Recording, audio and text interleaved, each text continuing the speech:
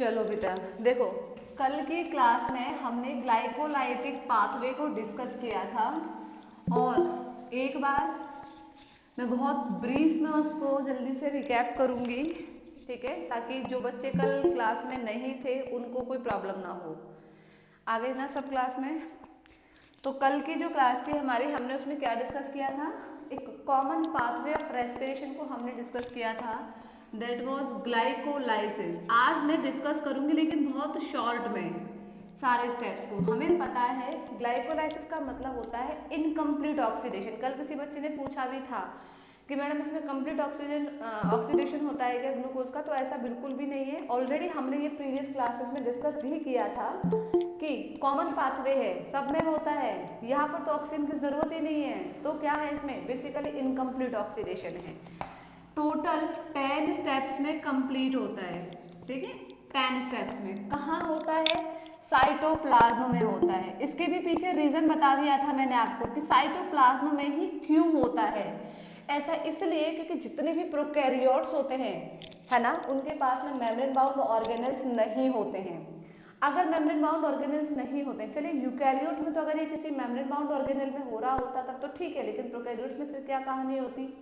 जो anaerobically respire करते, तो इसलिए उनमें साइटोप्लाज्म होता है। तो सभी में, चाहे वो यूकैरियोट्स हैं आइदर दे आर प्रोकैरियोट, सभी में ग्लाइकोलाइसिस साइटोप्लाज्म के अंदर होता है, ठीक है। नेक्स्ट पॉइंट है कि इसमें इनकम्प्लीट ऑक्सीडेशन होता है। क्या होता है इसमें? Incomplete oxidation, not complete. Partial oxidation कह सकते हो, इनकम्प्लीट ऑक्सीडेशन कह सकते हो। किसका होता है? ग्लूकोज का होता है, ठीक है। इसके अलावा जो कहानी होगी नेक्स्ट, वो क्या होगी? कोई भी ऑक्सीजन के मॉलिक्यूल का इन्वॉल्वमेंट नहीं होता है, नो ऑक्सीजन इन्वॉल्व, ठीक है। यहाँ पर कोई भी ऑक्सीजन के मॉलिक्यूल का इन्वॉल्व नहीं होता है। अमाउंट की अगर हम बात करते हैं, है ना, नेट गेन, ये आज मैं आपको पढ़ाऊंगी, ऑफ जो एटीपी होता है वो टोटल, मतलब नेट गेन तो होते हैं 2 मॉलिक्यूल, बनते 4 हैं लेकिन 2 देने भी पड़ते हैं जहां से लिए होते हैं, है ना। आज हम इस वाले पॉइंट पे मेन एम्फेसिस करने वाले, इस पे ज्यादा डिस्कस करेंगे आज, ठीक है। और कुछ कुछ कॉमन पॉइंट्स में क्या आ सकता है? 10 स्टेप्स में कंप्लीट हो रहा है 1, 3, या मैं ऐसे कह सकती हूँ कि 1 to 5 जो स्टेप्स होते हैं ये आपके एनर्जी कंज्यूमिंग स्टेप होते हैं, है ना। यहाँ पर एनर्जी कंज्यूम होती है, इन्वेस्टमेंट, प्रिपरेटरी, एक्टिवेशन, बहुत सारे नाम दिए थे हमने इन स्टेप्स को। लेकिन 6 to 10 जो है यहाँ पर एनर्जी रिलीज होती है, तो इसीलिए इनको एनर्जी रिलीजिंग फेज या पे ऑफ फेज भी बोलते हैं, ठीक है। और इसके अलावा हमें पता था 1, 3 एंड 10 जो स्टेप्स हैं ये बेटा आपके इरिवर्सिबल स्टेप हैं, है ना, इरिवर्सिबल स्टेप। और दूसरा आपके कौन कौन से? रिमेनिंग ऑल, ठीक है, एंड रिमेनिंग वंस मैं ऐसे लिख देती हूँ। अब इसके अलावा जितने भी हैं 2, 4, 5, 6, है ना, 7, 8, 9, तो रिमेनिंग वंस आर कैसे हैं? वो रिवर्सिबल स्टेप हैं, वो रिवर्सिबल स्टेप हैं। यहां पर स्टेप नंबर 6 पर 2 मॉलिक्यूल्स ऑफ एनएडी H2 का रिलीजन भी होता है, जो कि इनडायरेक्ट फॉर्म में एनर्जी होती है। ये सब हमने डिस्कस किया था, ये ब्रीफ था, डिटेल में हमने इसके स्टेप्स जो थे 10 स्टेप्स उनको भी कवर अप किया था। एक बार मैं जल्दी जल्दी से यहाँ पर 10 स्टेप्स को कर रही हूँ। देखिएगा क्या हुआ था। जो ग्लूकोज का मॉलिक्यूल था, ग्लूकोज फर्स्ट स्टेप में, जो कि एक 6 कार्बन कंटेनिंग कंपाउंड था, ठीक है। इस 6 कार्बन कंटेनिंग कंपाउंड के साथ क्या हुआ? ग्लूकोज 6 फॉस्फेट में कन्वर्जन हुआ। इरिवर्सिबल स्टेप था ये, है ना, ये क्या था? एक इरिवर्सिबल स्टेप था। इसके बाद क्या हुआ? जल्दी जल्दी कोई मुझे बताता जाएगा? सारे स्टेप्स को हमने 1 by 1 पढ़ा था, जितने बच्चे थे क्लास में कल। ग्लूकोज 6 फॉस्फेट से ये एक आपका रिवर्सिबल स्टेप था, है ना। यहाँ पे क्या हुआ था? फ्रैक्टोज 6 फॉस्फेट में कन्वर्जन हुआ इसका। फिर यहाँ से ये थर्ड स्टेप था फ्रक्टोज 6 फॉस्फेट 1 3 10 इरिवर्सिबल है, तो 1 हम ऑलरेडी इरिवर्सिबल दिखा चुके हैं। ये आपका नेक्स्ट स्टेप है, कौन सा? थर्ड स्टेप है, ये भी इरिवर्सिबल है। ये किस में कन्वर्ट हुआ था? फ्रक्टोज 1 6 बिस फॉस्फेट में, है ना। और फिर इसका क्या हुआ? स्प्लिटिंग हुआ। एंजाइम्स आपको याद होंगे, यहाँ पर ग्लूकोकाइनेज, हेक्सोकाइनेज, यहाँ पर आपका, ठीक है, फॉस्फोकाइनेज, सॉरी फ्रक्टोकाइनेज, सेम एंजाइम है, वो भी यहीं पर सेम ही है यहाँ पे भी, ठीक है। इसके बाद यहाँ पे क्या हुआ था आपका बेसिकली, ठीक है। तो हमने एंजाइम्स का यहाँ पे कल देख लिया था, बस हम इसको बहुत जल्दी समरी डिस्कस कर रहे हैं। ये दो प्रोडक्ट्स में कन्वर्ट हुआ था, कौन कौन से? एक तो 3-PGAL, है ना, और एक डाइहाइड्रोक्सी एसीटोन फॉस्फेट। ये हमें पता है कि ये प्रिकर्सर है, किसका? प्रिकर्सर ऑफ ग्लिसरॉल का, है ना। और ग्लिसरॉल प्लस फैटी एसिड्स मिलकर के फैट्स बनाते हैं। ये हमने सब कल डिस्कस किया था, ठीक है। ये 3 कार्बन कंटेनिंग मॉलिक्यूल है, ठीक है। दिस वन इज 3 कार्बन, ये भी 3 कार्बन है, ये सब 6 कार्बन थे यहाँ तक, ये 3 कार्बन कंटेनिंग था। यहाँ पर एक एक मॉलिक्यूल बना है, यहाँ पर भी एक एक मॉलिक्यूल बना, मतलब 2 मॉलिक्यूल्स बने, एक यहाँ एक यहाँ। फिर ये दोनों आपस में कैसे हैं? रिवर्सिबल स्टेप शो करेंगे। यहाँ पर आइसोमराइजेशन हुआ था, ठीक है। यहाँ पर हमने देखा था they both are isomers to each other, isomerization हुआ था। फिर हमने किसी एक मॉलिक्यूल को कंसीडर किया था, either you will take this one और दैट वन। हमने सपोज अगर इस मॉलिक्यूल को लिया था तो इसके 2 मॉलिक्यूल ऑफ 3 फॉस्फोग्लिसरैल्डिहाइड के जो मॉलिक्यूल्स होंगे, ये आपका स्टेप नंबर 5 था। इसमें क्या कहानी हुई थी? इस स्टेप नंबर 6 में ये कन्वर्ट हुआ था किसमें? 1,3, है ना, 1,3 बिस फॉस्फोग्लिसरैल्डिहाइड। ये फिर नेक्स्ट में 3 फॉस्फो ग्लिसरैल्डिहाइड या 3 फॉस्फोग्लिसरेट कह सकते हैं, 1,3 बिस फॉस्फोग्लिसरेट लिखिएगा इसे आप, ठीक है, नॉट ग्लिसरैल्डिहाइड, ग्लिसरेट।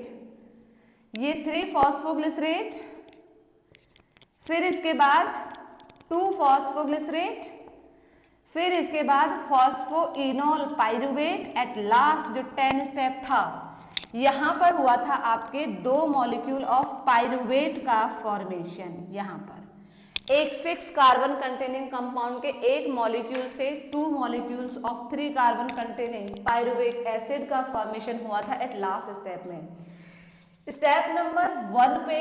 और स्टेप नंबर 3 पे यहाँ पर एटीपी का यूज हुआ था, कंज्यूम हुआ था। एक एटीपी के मॉलिक्यूल से एक एडीपी प्लस इनऑर्गेनिक फॉस्फेट का रिलीज हुआ था।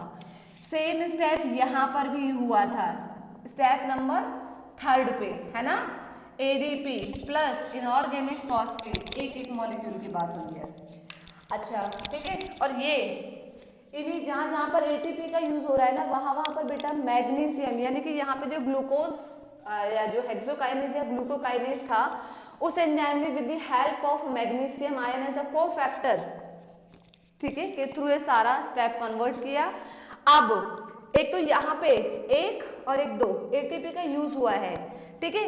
इसके अलावा जो आपका ये था 3 फॉस्फोग्लिसरेट से जब कन्वर्जन हुआ इसका 1,3 बिस फॉस्फोग्लिसरेट में, तो यहाँ पर क्या हुआ था? यहाँ पर आपको याद होगा फॉस्फोराइलेशन एंड ऑक्सीडेशन स्टेप हमने डिस्कस किया था, है ना।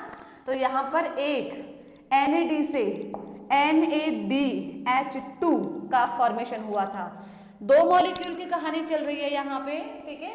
तो हम इस 2 मॉलिक्यूल में क्या कंसीडर कर सकते हैं कि जनरली ये भी 2 के मॉलिक्यूल्स थे, 2 NAD से 2 NADH2 का फॉर्मेशन हुआ। इसके अलावा आपको पता है स्टेप नंबर 7 पे, ठीक है, यानी कि जो 1,3 बिस फॉस्फेट से 3 फॉस्फोग्लिसरेट में कन्वर्जन हुआ था, तो यहाँ पर क्या हुआ था? 2 ADP मॉलिक्यूल का फॉस्फोराइलेशन हुआ था, 2 ADP प्लस 2 इनऑर्गेनिक फॉस्फेट का क्या हुआ था? फॉस्फोराइलेशन हुआ था, और 2 ATP के मॉलिक्यूल का फॉर्मेशन हुआ था। यह कंज्यूम हुआ है, यह फॉर्मेशन हुआ है। फिर जब फॉस्फोइनॉल पाइरुवेट से पाइरुवेट बना था अल्टीमेट, तो वहां पर भी यही वाला सेम फॉस्फोराइलेशन हुआ था एडीपी का। ये सारे स्टेप्स हमने कल बहुत अच्छे से डिटेल में पढ़े थे, अभी हमने बस इनको क्विकली रिवाइज किया है, ठीक है। यहां तक में किसी को कोई डाउट है तो बता दीजिए, किसी को कोई स्टेप रिपीट कराना हो तो बता दीजिए, आप बता सकते हो। Energy releasing, what is role of NAD positive. Ravindra मैं ऑलरेडी आपको बता चुकी हूँ बेटा, आप मैसेज करने के बजाय ना कभी कभी बोल भी दिया करो, ठीक है। चलिए आज हम देखेंगे कि एनएडी का क्या रोल होता है। देखिए एनएडी का रोल बताती हूँ आपको। अभी तो ये क्या हो रहा है, विदाउट ऑक्सीजन के इन्वॉल्वमेंट में जो ग्लूकोज का मॉलिक्यूल है उसका ऑक्सीडेशन हो रहा है।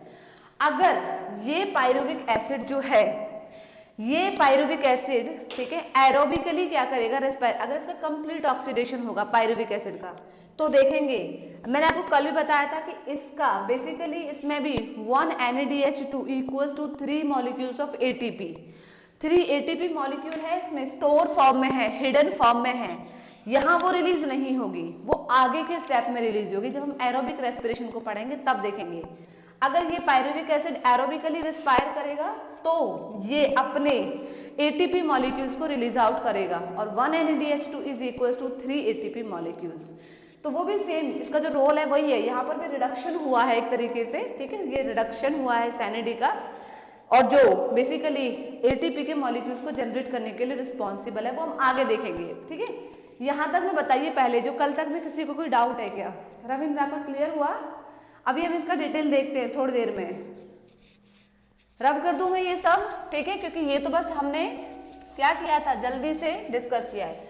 आज की क्लास में हम पढ़ेंगे, देखिए आपने पूछा कि रोल क्या है NADH का, है ना, वो देखेंगे। ATP के मॉलिक्यूल्स टोटल नेट गेन वो देखेंगे, ट्रिक को डिस्कस करेंगे, और उसके आगे की जो कहानी होगी एरोबिकली और एनारोबिकली रेस्पिरेशन उनको डिस्कस करेंगे, ठीक है, जितना हम कर सकते हैं। देखो ध्यान से देखिएगा, हमें पता है यहाँ पे पूरे ग्लाइकोलाइसिस यानी कि एक ग्लूकोज के ऑक्सीडेशन में क्या क्या हुआ है, 2 NADH प्लस H प्लस, ठीक है, ये रिलीज हुआ है। एक तो ये क्या हुआ है, एक ये रिलीज हुआ है, ये आपको पता है स्टेप नंबर 6 पे रिलीज हुआ था, जहां पर फॉस्फोराइलेशन और ऑक्सीडेशन हुआ है, ठीक है, जहां हमें पता था कि एक फॉस्फोरिक एसिड जो है 3PO4 वो साइटोप्लाज्म में फ्री फॉर्म में रहते हैं, तो वहीं से है ना एक फॉस्फोराइलेशन भी हुआ था, किसका, वो जो आपका 3-फॉस्फोग्लिसरॉल्डिहाइड था उसका 1,3-बिसफॉस्फोग्लिसरेट में, ठीक है। अब क्या हुआ, इसके अलावा अगर मैं बात करती हूँ नेट गेन ऑफ ATP की, ठीक है, ये इनडायरेक्टली फॉर्म में इसके पास एनर्जी स्टोर है, मैं बताऊंगी कहां पे ये अपनी एनर्जी को रिलीज करेंगे और किस तरह से करेंगे। नेट गेन ऑफ ATP कितना हुआ, हमें पता है एक ग्लूकोज के ऑक्सीडेशन में 2 मॉलिक्यूल्स ऑफ ATP के रिलीज होंगे, 2 ATP मॉलिक्यूल्स। टोटल कितने बन रहे थे, याद आया स्टेप नंबर 7 पे, स्टेप नंबर 7 पे क्या था, जब स्टेप नंबर 6 पर 1,3-बिसफॉस्फोग्लिसरेट जो था, है ना, और जब वो कन्वर्ट हो रहा था किसमें, 3-फॉस्फोग्लिसरेट में, है ना, तो यहां पर क्या कहानी हुई थी, यहां पे हुआ था कि 2 ADP प्लस 2 इनऑर्गेनिक फॉस्फेट को यूज करके 2 ATP के मॉलिक्यूल बन रहे थे। तो 2 तो यहां बने थे, एक स्टेप नंबर 9 पे जब वो 10 में कन्वर्ट हुआ था, फॉस्फोइनॉल पाइरुवेट किस में कन्वर्ट हुआ था, पाइरुवेट में कन्वर्ट हुआ था 2 मॉलिक्यूल्स में। तो यहां पर भी सेम यही हुआ था, 2 ADP प्लस 2 इनऑर्गेनिक फॉस्फेट से बने थे 2 ATP के मॉलिक्यूल। तो 2 ATP के मॉलिक्यूल यहां बन रहे हैं, 2 ATP के मॉलिक्यूल स्टेप नंबर 10 पे बन रहे हैं, टोटल बन गए थे 4 ATP, है ना। 4 ATP में से 2 ATP जहां कंज्यूम हुए थे स्टेप नंबर 1 और स्टेप नंबर 3 उनको वापस दे दिए इन्होंने, है ना, तो टोटल कितना बचा, 2 ATP। तो net gain of ATP during glycolysis for 1 molecule of glucose oxidation कितना होगा रिलीज, 2 ATP। एनी डाउट, जल्दी से बोलिए, मैसेज मत करिएगा, जल्दी से बोलिएगा, यहां तक में किसी को कोई डाउट। एक हमें यहाँ पे क्या पढ़ना है, ओके, एक चीज हमें यहाँ पे क्या पढ़ना है, बहुत बहुत बहुत इंपॉर्टेंट है, जो डायरेक्ट पूछी जाती है कि पूरे ग्लाइकोलाइसिस में सबस्ट्रेट लेवल फॉस्फोराइलेशन कहाँ होता है। तो देखिए पहले तो हमें ये समझना चाहिए कि होता क्या है सबस्ट्रेट लेवल फॉस्फोराइलेशन। कोई बच्चा आया है, सबस्ट्रेट लेवल फॉस्फोराइलेशन क्या होता है। बेटा आप लोग जो क्लास में इतना लेट एंटर कर रहे हो उनके लिए जो चला गया वो कैसे रिवाइज करेंगे, बार बार थोड़ा ना मैं आपको रिकैप कराते रहूंगी, हैं। देखिए अब सबस्ट्रेट लेवल फॉस्फोराइलेशन की बात करते हैं, यानी कि अगर कोई सबस्ट्रेट है और वो डायरेक्टली एनर्जी को रिलीज कर रहा है अपने स्टेप पे, उसे ही कहते हैं, किससे, बेसिकली कहां से हो रही है वो, एडीपी से, ठीक है, उसे क्या कहते हैं, substrate level phosphorylation. Step number 7 पे आप ध्यान दीजिएगा, जो मैंने अभी लिखा था थोड़ी देर पहले कि जो आपका 1,3 बिसफॉस्फोग्लिसरेट था एक, तो है ना, 1,3 बिसफॉस्फोग्लिसरेट का कन्वर्जन हुआ था बेटा किसमें, 3-फॉस्फोग्लिसरेट में। ये था आपका स्टेप नंबर 7। क्या कहानी हुई थी, वही 2 molecule of ADP plus 2 molecule of inorganic phosphate से बने थे 2 एटीपी के मॉलिक्यूल।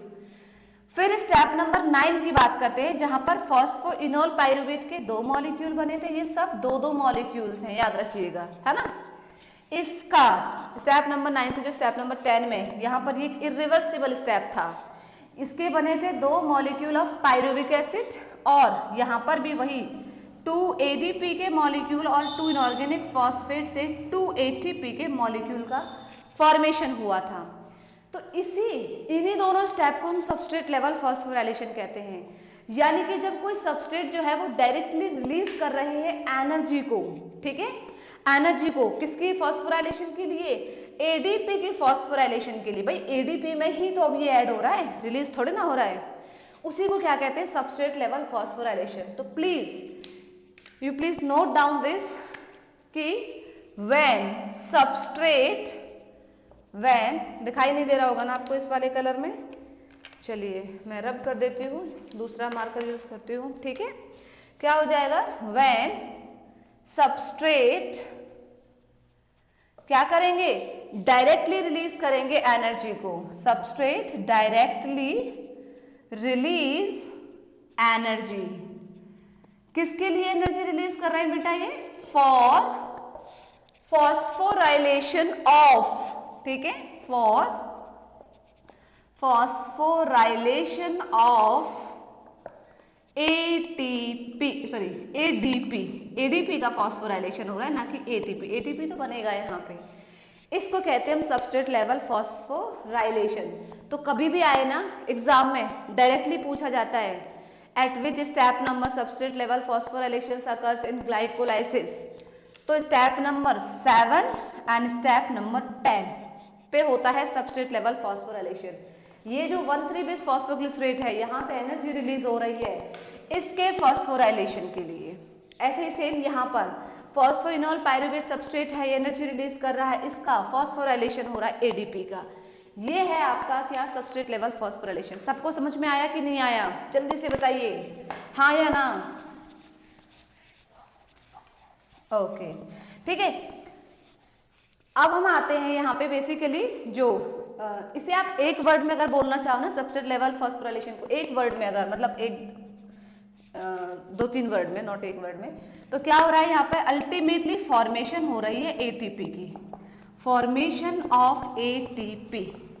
तो फॉर्मेशन ऑफ एटीपी को हम सबस्ट्रेट लेवल फॉस्फोराइलेशन बोलते हैं, जो कि स्टेप नंबर 7 पे और स्टेप नंबर 10 पर हमें देखने को मिलेगी। क्लियर है। अच्छा, अब हम बात करेंगे टोटल एक ग्लाइकोलाइसिस पाथवे में ग्रॉस प्रोडक्ट्स क्या है और नेट प्रोडक्ट क्या है, ठीक है। टोटल की बात करेंगे। ग्रॉस प्रोडक्ट का मतलब क्या होता है, ग्रॉस प्रोडक्ट का आपको मैं एक छोटा सा एग्जांपल देके बताती हूँ। सपोज करना ये एक इंडिविजुअल ए है, कोई भी एक इंडिविजुअल ए है, इसकी जो मंथली सैलरी है ना वो 10,000 है, 10,000 मंथली सैलरी है। ये तो उसकी होगी ग्रॉस सैलरी, है ना। अब इस ग्रॉस सैलरी में से इसको पता है 1500 का तो इसका ट्रैवलिंग चार्ज है, जब ये आता जाता है कन्वेंस का चार्ज है 1500, ये तो जाना ही जाना है इसका। और 500 उसको फोन में रिचार्ज कराना है। एक एग्जांपल देके बता रही हूँ मैं आपको, ठीक है। ये 10,000 उसकी फिक्स डिपॉजिट ग्रॉस सैलरी है, 1500 उसके आने जाने में खर्चा हो जाता है, ये फिक्स है, मंथली का फिक्स है, और 500 का उसका फोन का रिचार्ज हो जाता है। इतना हो गया, यानी कि 2000 हो गया टोटल। अब भाई ये 2000 तो उसका माइनस होगा ही होगा एट एवरी मंथ, होगा कि नहीं होगा? तो टोटल उसका जो नेट सैलरी हो जाएगी अब कितनी हो जाएगी? 8000। तो ये होता है, यानी कि एक ग्लाइकोलाइसिस में ग्रॉस प्रोडक्ट्स कितने बन रहे हैं? ये वाले।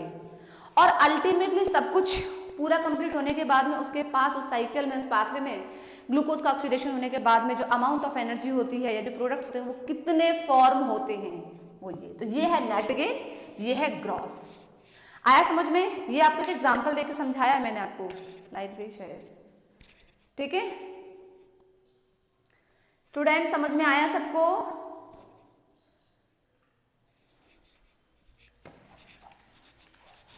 हाँ बेटा,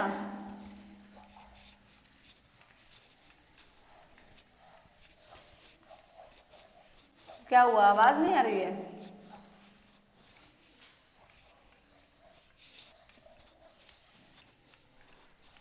अच्छा, वीडियो पॉज हो गया अभी, अब तो नहीं हो रहा पॉज? बहुत ब्लर दिखाई दे रहा है। अभी थोड़ा थोड़ा वेट करिएगा, एक्चुअली वो डिस्कनेक्टिविटी हो गई वाईफाई की, इसलिए हो गया है। चलिए, मैं आपको ग्रॉस प्रोडक्ट और नेट प्रोडक्ट ऑफ ग्लाइकोलाइसिस के बारे में बात कर रही थी, जिसमें मैंने आपको एग्जांपल दिया था ग्रॉस प्रोडक्ट का। वो समझ में आया सबको?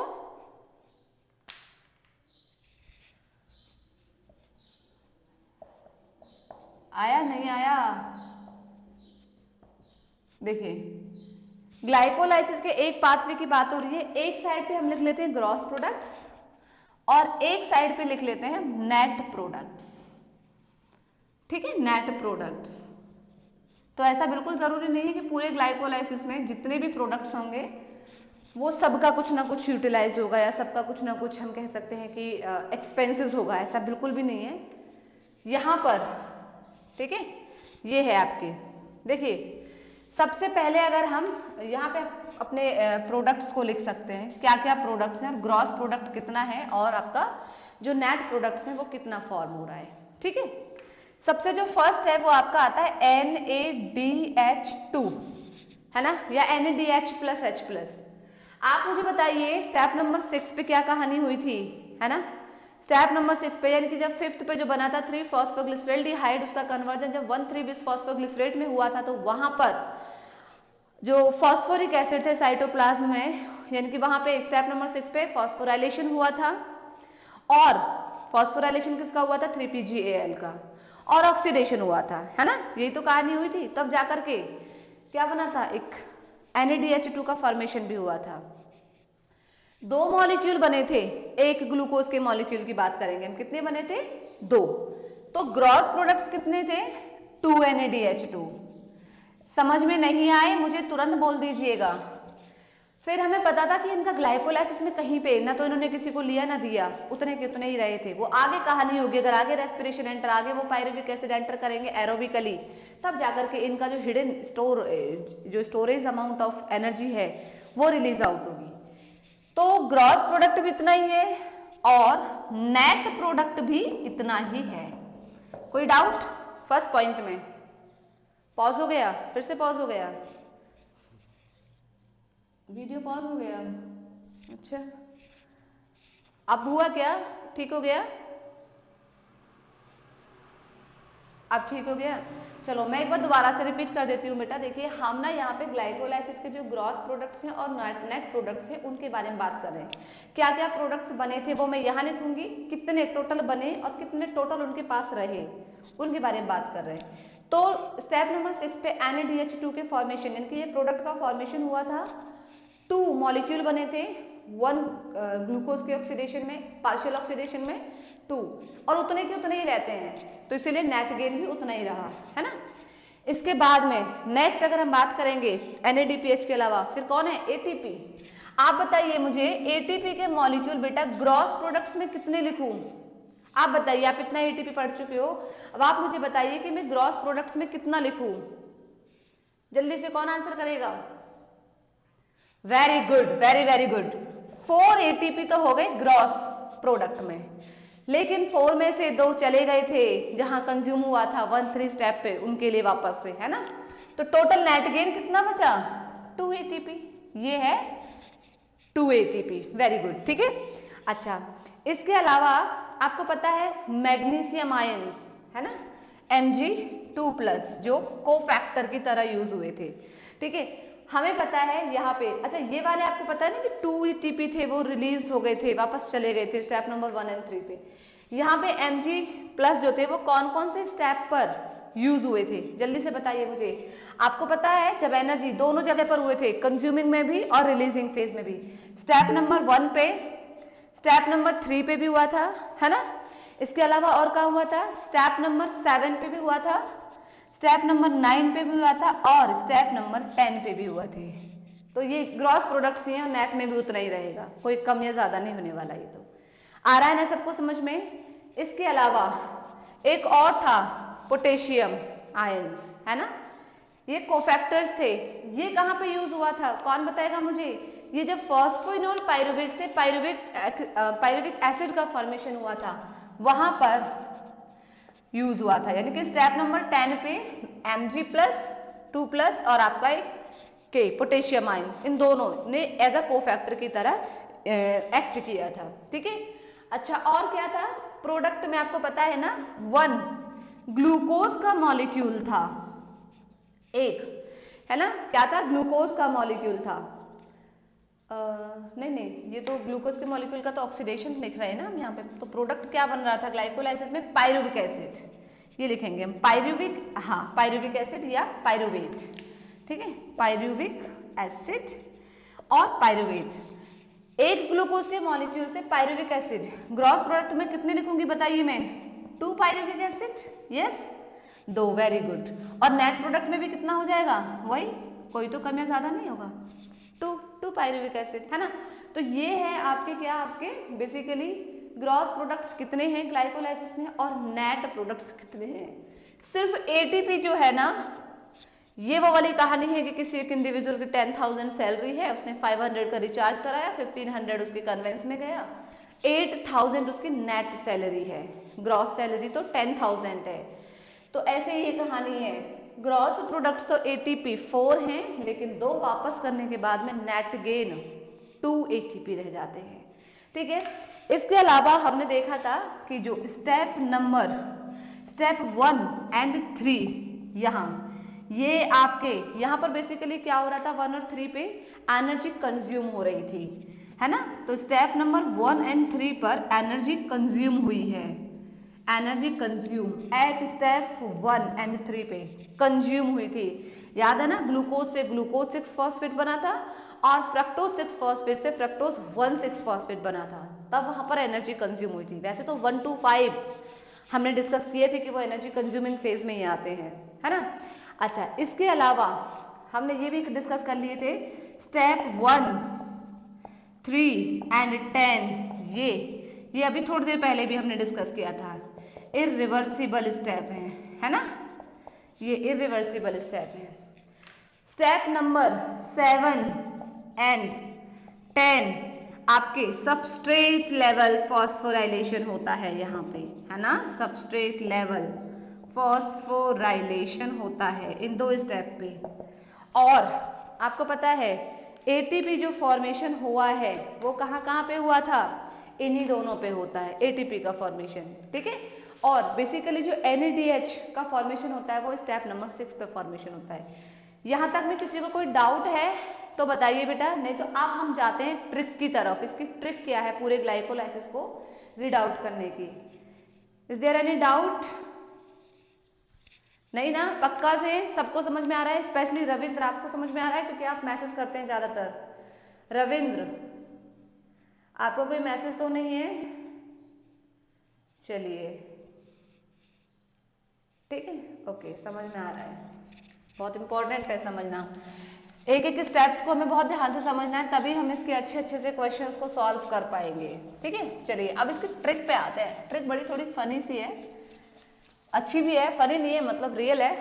बस आप उसको एक एक करके समझिएगा और अच्छे से लर्न हो जाएगी, मुझे जहां तक लगता है, क्योंकि आप सब लोग स्पेशली बॉयज क्रिकेट के बड़े शौकीन हैं, तो सारे क्रिकेटर्स के बारे में भी आप पूरी इंफॉर्मेशन रखते हैं, है ना।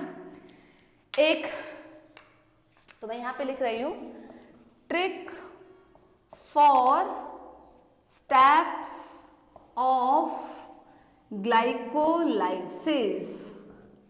मैं ट्रिक लिखूंगी, डिकोड उसको आप करेंगे बोल करके, ठीक है।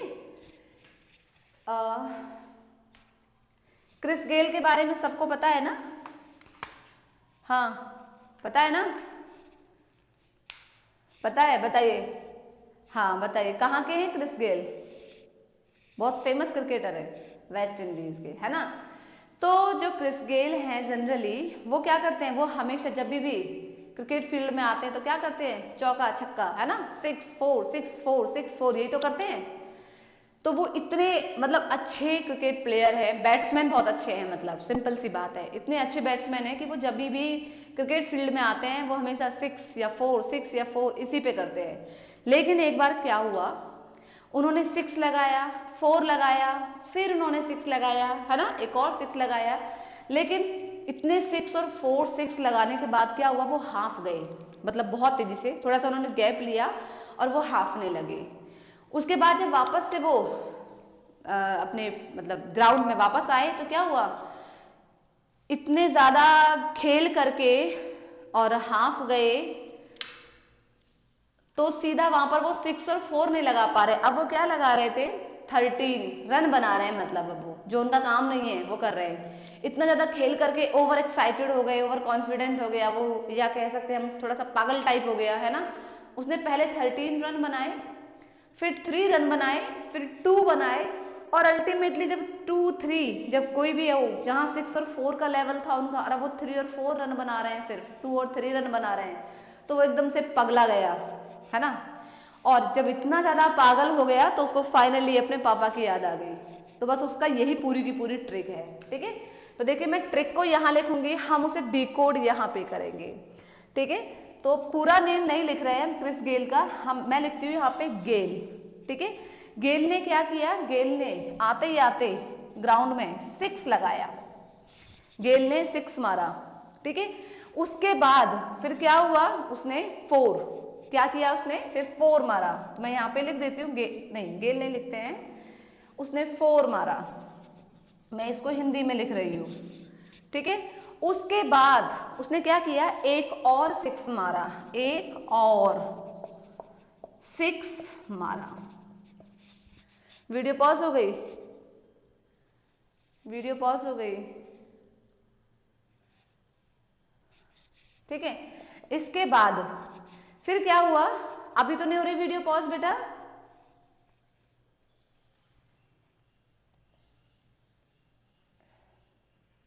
अच्छा देखो, गेल क्रिकेट में आए, आते आते उन्होंने 6 लगाया, 6 लगाते उन्होंने 4 मारा, हम इसको ना 4 को ऐसे लिख देते हैं, FOUR इंग्लिश में ब्रैकेट में, 4 मारा हिंदी में। फिर उन्होंने एक और 6 मारा, है ना, एक और 6 मारा। अच्छा इसके बाद उन्होंने क्या किया, फिर जब एक और 6 मार दिया तो वो हाफने लग गए, है ना, उन्होंने गैप लिया।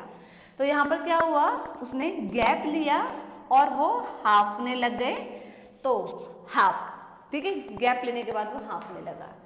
इसके बाद फिर क्या हुआ, यहाँ पर वो पगला गए, बुरी तरीके से पागल हो गए। जब वो वापस से आए तो उन्होंने 13 रन बनाए, कितने बनाए, 13, और वो पागल हो गए, ऐसे 13 पागल, ठीक है। इसके बाद फिर और क्या हुआ, इतना ज्यादा पगला गए वो कि अब उनसे 6 4 नहीं, अब वो सीधा 3 पे आ गए, ठीक है। और 3 के बाद फिर कितने बनाए उन्होंने, 2। एक मिनट में इसको थोड़ा छोटा छोटा करके लिखती हूँ, मेरे पास स्पेस कम हो गया, वहां पर थोड़ा थोड़ा छोटा करके लिखती हूँ। देखिए गेल आए, आकर के उन्होंने क्या किया, 6 लगाया, गेल 6, फिर उन्होंने क्या किया, 4 मारा, ठीक है, आते ही 6 के बाद में फिर 4 मारा, फिर उन्होंने एक और 6 मारा, ठीक है।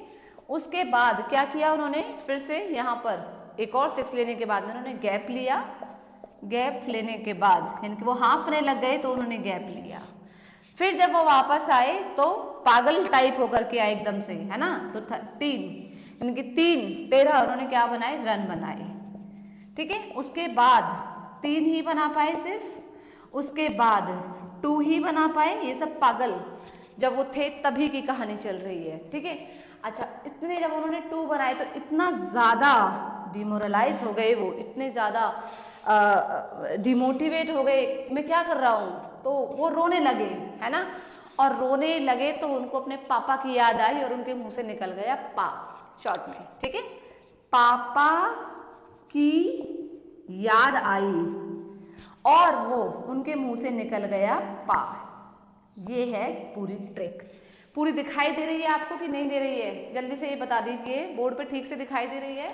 गेल 6 4 मारा, 1 और 6 मारा, गैप लिया, हाफ ने लगे तो गैप लिया, 13 पागल हो गए, 3 रन बनाए, 2 बनाए, पापा की याद आ गई 2 बनाने के बाद में, और फिर उनके मुंह से फाइनली निकल गया पापा का शॉर्ट पा, ठीक है। अब बताइए इसको डिकोड करें, यहाँ पे मैं क्या लिखूं, गैल के आगे, गैल मतलब ग्लूकोज की कहानी चल रही है ये, है ना।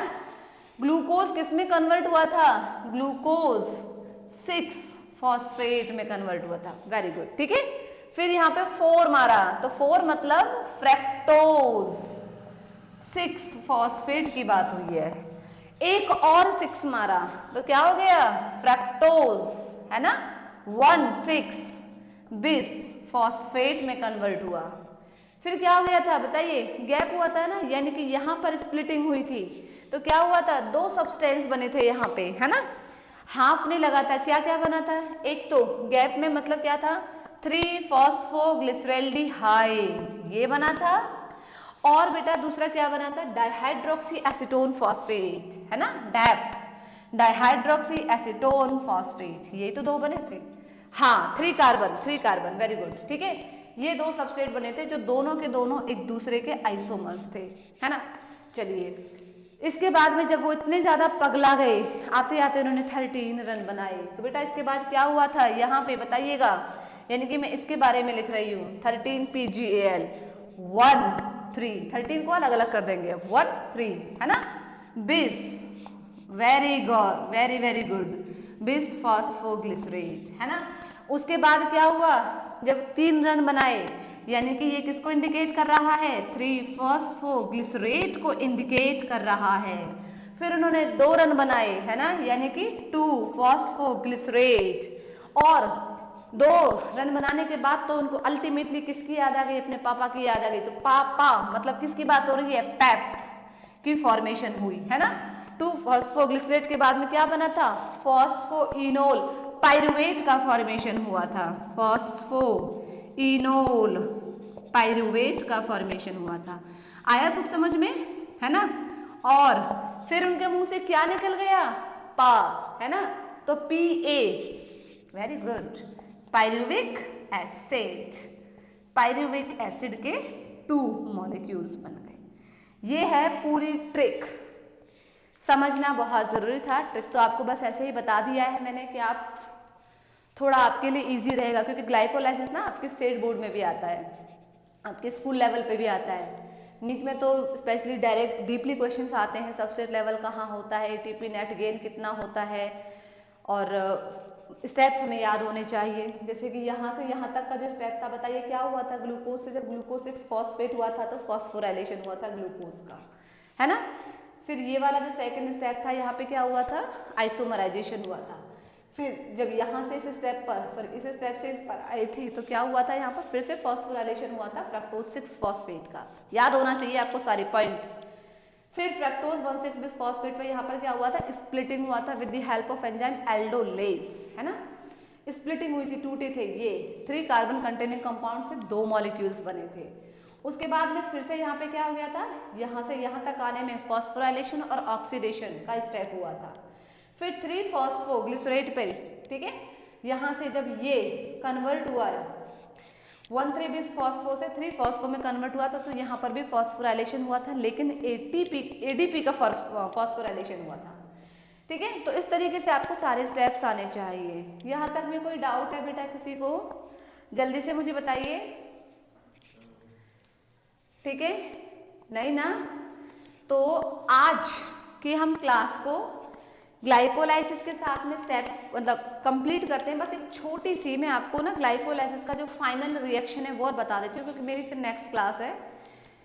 तो उस रिएक्शन में बेसिकली क्या होता है, देखिए आपको पता है ना कि जो ग्लूकोज था, एक ग्लूकोज के मॉलिक्यूल से दो तो पायरुविक एसिड के जो मॉलिक्यूल थे वो फॉर्मेशन हो रहे थे, और 2 एडीपी का यूज करके 2 एटीपी के मॉलिक्यूल का फॉर्मेशन हो रहा था, और 2 NADH2 के मॉलिक्यूल का फॉर्मेशन हो रहा था। तो यहाँ पर जो अगर फाइनल इक्वेशन की बात करते हैं ग्लूकोज के, तो देखिए एक ग्लूकोज का मॉलिक्यूल 1 ग्लूकोज, इसको मैं शॉर्ट में लिखती हूँ। ये ट्रिक आपने नोट कर ली होगी, रब कर दूं इसे? हाँ या ना? कर दूं ना? चलिए ठीक है, थोड़ा सा रब करूंगी, ज्यादा नहीं।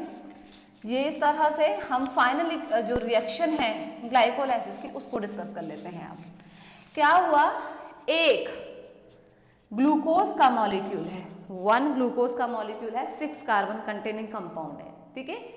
इसमें यहां पर किस किस की जरूरत पड़ी, 2 तो एडीपी के मॉलिक्यूल की और 2 ही इनऑर्गेनिक फॉस्फेट के मॉलिक्यूल्स की जरूरत पड़ी, ठीक है, और 2 NAD के मॉलिक्यूल्स की जरूरत पड़ी।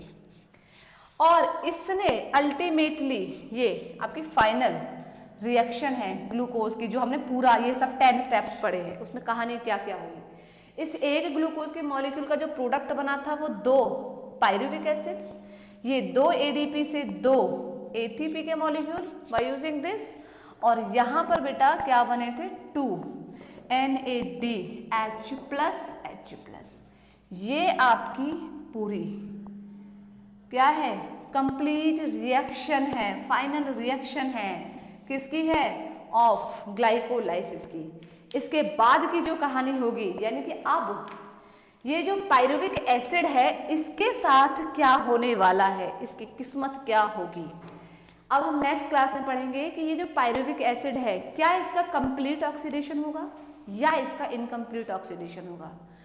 अगर बेटा ये एरोबिकली एंटर करेगा, ठीक है, हम पढ़ेंगे क्रेब्स साइकिल में, अगर ये एरोबिकली एंटर करेगा तो इसका कंप्लीट ऑक्सीडेशन होगा, और अगर ये एनारोबिकली एंटर करेगा तो कंप्लीट ऑक्सीडेशन नहीं होगा।